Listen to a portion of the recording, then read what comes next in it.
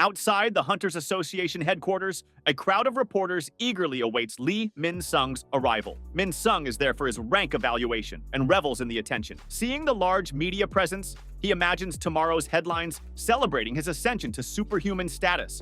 However, the reporters' enthusiasm shifts when two renowned guildmasters, Baek and Ho and Choi Jong-in, step onto the scene. Initially, the reporters assume they have come to recruit Min-sung, but Baek and Ho quickly corrects them, expressing his irritation and making it clear that Min-sung is not their concern. Choi Jong-in further clarifies that Min-sung has already committed to the Fiend Guild, a fact well known among industry insiders. Their discussion shifts to Sung Jin-Woo, with Baek and Ho emphasizing their need for a strong hunter like him. Choi Jong-in argues that Jin-Woo deserves a chance to join them after saving their team. Min-sung, enjoying the media attention, watches from his car, feeling like a celebrity. As Min-sung steps out, cameras flash, and reporters rush to capture the moment. Observing from afar, Jin-Woo realizes the chaos isn't about him, then he proceeds to his appointment. Before entering, an assistant blocks his path, questioning his identity. Jin-Woo calmly states he has an appointment, but the assistant denies him entry. Meanwhile, Min-sung watches smugly, hoping security will remove him. Unbothered, Jin-Woo remains composed. Just as the situation escalates, Go Gun-hee, the highly respected chairman of the Hunters Association, arrives. He immediately addresses the crowd, declaring that Jin-Woo is his guest and reminding Min-sung who permitted him to hold a press event there in the first place. Caught off guard, Min-sung backs down as Go Gun-hee personally escorts Jin-Woo inside, leaving the reporters bewildered. As they walk through the building,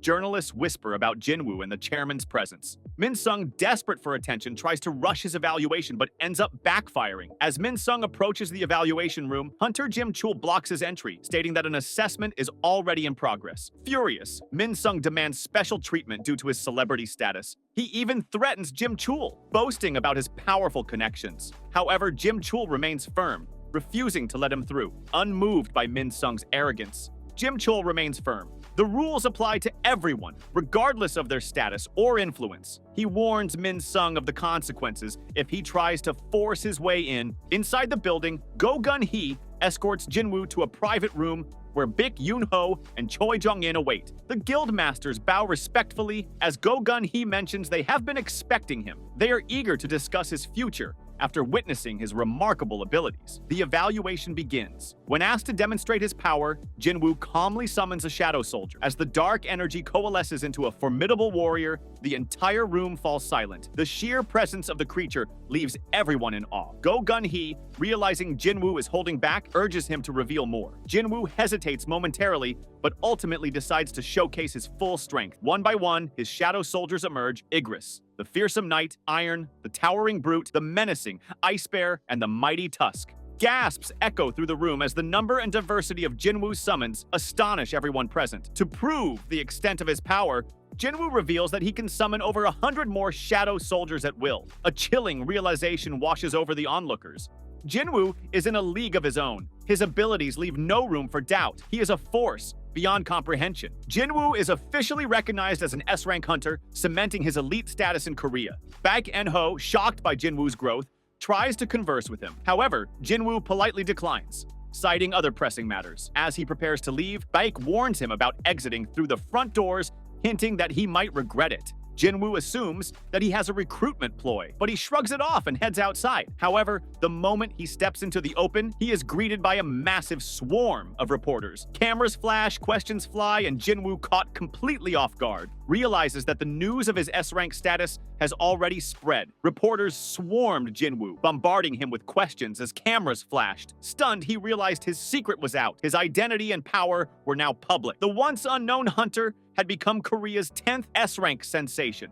10 minutes earlier, Lee Min-sung confidently addressed the press, vowing to fight magical beasts and serve the people regardless of his rank. Reporters questioned if he would truly abandon his celebrity status to become a hunter, and he confirmed his retirement. In reality, he had already been evaluated as an A rank and planned to earn millions promoting the Fiend Guild. His announcement was a calculated move to distract from his mandatory military service. Believing his sacrifice would win public favor, he expressed gratitude to the Fiend Guild's leader, Lim Tae-gyu. However, his carefully planned spotlight was about to be stolen. Just as Min-sung enjoyed the spotlight, breaking news stole the attention. An S-rank hunter had emerged. Stunned, he watched his carefully planned moment vanish. The Hunters Association confirmed Sung Jin-Woo's ranking, sending shockwaves nationwide. Reporters realized the evaluation center had closed for Jin-Woo, not Min-Sung. Overwhelmed with frustration, Min-Sung saw his glory completely overshadowed. Reporters swarmed the Hunter Association, eager to learn about the mysterious new hunter. Min-Sung watched in shock as his carefully crafted image fell apart. Jin-Woo's sudden rise dominated news and social media, sparking nationwide discussions. From minors to elites, everyone was talking about his incredible feat. Even his sister Gina had already heard of his newfound fame. At Yujin Guild headquarters, Jin-Ho was engaged in a conversation with his father, Myung-han. Watching the news, Myung-han learned about Jin-Woo's official status as an S-rank mage-type hunter and asked Jin-Ho if he had succeeded in recruiting him. Jin-Ho, however, admitted that Jin-Woo had different plans. He intended to form his own guild and had invited Jin-Ho to serve as its vice guildmaster. Myung-han was surprised and revealed the real reason for creating the Yujin Guild. It wasn't about money. With enough wealth for multiple lifetimes, profit wasn't his goal. He questioned if Jin-Ho truly thought he'd risk conflicts with major guilds just for riches. Jin-Ho then asked why he was so determined to build the guild. Myung-han revealed that his goal was protection. The strength of hunters was growing at an alarming rate, and it was no longer unusual to encounter individuals with power equivalent to an entire nation's military forces. These exceptionally powerful individuals, known as national-level hunters, stood above S ranks and were considered the strongest hunters in existence. In certain smaller countries, they held dominion like rulers. Relying solely on governments and legal systems for security was no longer a viable option. Myung-han wanted to establish a guild that would recruit trustworthy hunters, not for wealth or influence, but to surround himself with people he could genuinely rely on. Acknowledging that Jin-Ho had seemingly found such an ally in Jin-Woo, he gave his approval for Jin-Ho to lead the Yujin Guild. However, Jin-Ho's next words shocked him. Instead of accepting the leadership position, he revealed that he had decided to join Jin-Woo's guild instead. Outside the Hunter Association, Jin-Woo was confused by the swarm of reporters bombarding him with questions about his reawakening, wondering why they weren't focused on Lee Min-Sung instead. Baek Yoon-ho, recognizing how exhausting the media frenzy could be, suggested that Jin-Woo avoid unnecessary hassle. Offering him a way out, Jin-Woo moved swiftly, and in the blink of an eye, Jin-Woo was gone, leaving the reporters stunned. They struggled to comprehend what had just happened. Choi Jong-in noted that Jin-Woo, despite being a mage-type hunter, had incredible physical abilities. Baek Yoon-ho agreed, struggling to track Jin-Woo's speed. His agility and power were beyond ordinary. Baek recalled sensing Jin-Woo's immense mana during the Red Gate incident. It was clear he had grown far stronger, likely surpassing them all. Baek Yoon-ho speculated that Jin-Woo's reawakening must have taken place some time ago. He couldn't comprehend how Jin-Woo had achieved such